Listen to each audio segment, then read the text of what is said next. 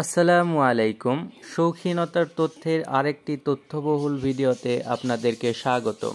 শৌখিনতার তথ্যের আজকের পর্বে আপনারা জানবেন বাজরিগার পাখিকে ব্রিডিং দেওয়ার পর তাদের কেয়ার কিভাবে করতে হয়, অর্থাৎ বাজরিগার পাখিকে ব্রিডিং দেওয়ার পর আপনারা কি কি খাবার দিবেন, কি ধরনের সিড মিক্স, অন্যান্য খাবার কিভাবে দিবেন, কোনো মেডিসিন দিবেন কিনা ইত্যাদি বিষয় আমরা আজকে বিস্তারিত জানব।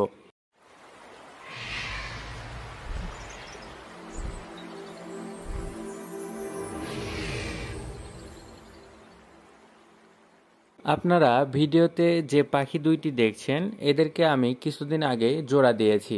কিভাবে বাজরিগার পাখিকে জোড়া দিতে হয় আমি তখন সেই ভিডিও করে চ্যানেলে আপলোড করেছি, আপনারা সেটা দেখে নিতে পারেন। আমি ডিসক্রিপশন বক্সে সেটার লিঙ্ক দিয়ে দিব।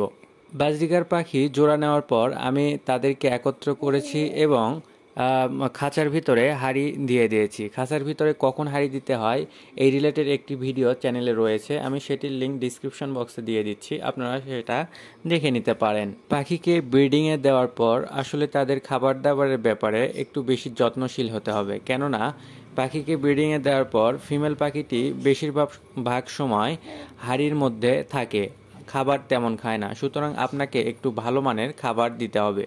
খাবারের প্রথমে যেটা আসে সেটা হলো সিড মিক্স।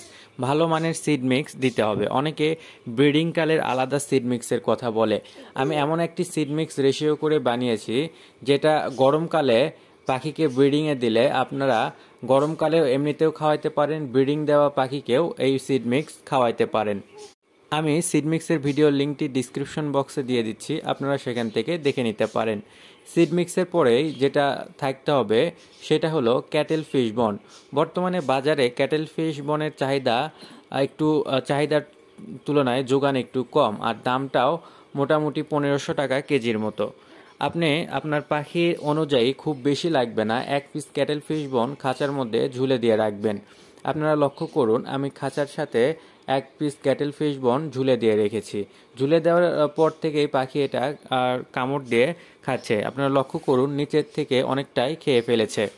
এরপর আপনাদেরকে যেটা দিতে হবে সেটা হলো গ্রিট। ভালো মানের গ্রিট দিতে হবে। এই সময় পাখি সিড মিক্সের তুলনায় গ্রিটও বারবার খেয়ে থাকে।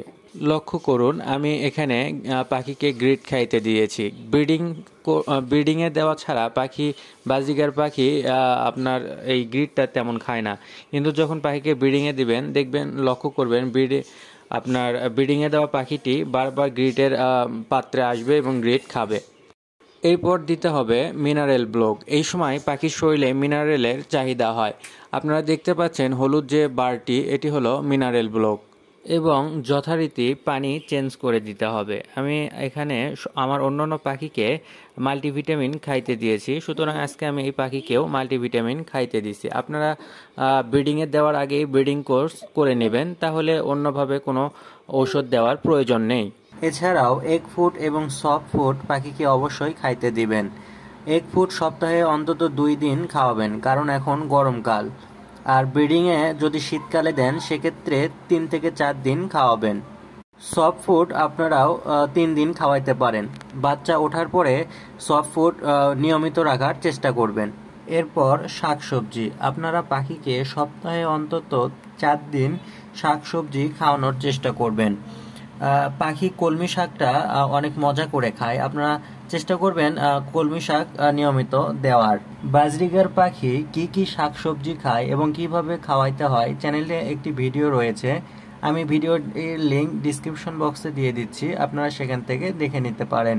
আর খাঁচা এবং মলের পরিষ্কার পরিচ্ছন্নতা যথারীতি আপনারা প্রতিদিন করবেন। এইভাবেই ব্রিডিংয়ে দেওয়া অবস্থায় আপনারা পাখির যত্ন করবেন, ইনশাল্লাহ পাখি ডিম বাচ্চা সুন্দরভাবে করবে। ভিডিওটি ভালো লাগলে লাইক করবেন এবং চ্যানেলটি সাবস্ক্রাইব না করে থাকলে অবশ্যই সাবস্ক্রাইব করবেন। ধন্যবাদ।